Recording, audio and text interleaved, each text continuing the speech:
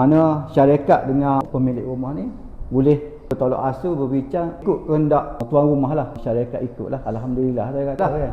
Bagi saya berbaloi lah kan. Dengan grade harga rumah lah kan.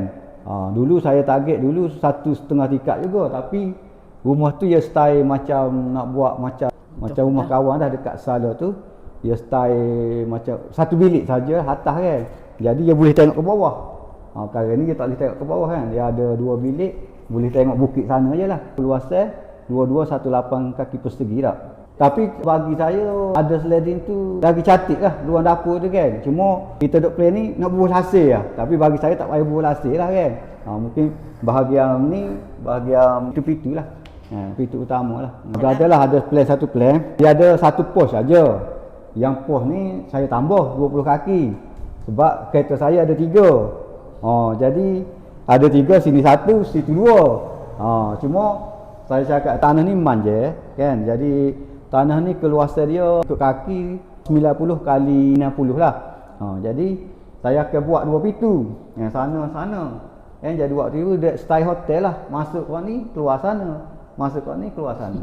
Saya planning lah gitulah. Puan Feroz minta cat warna kelabu lah tiang kan. Tiang dengan apa ni? Border bika tikak dia kan.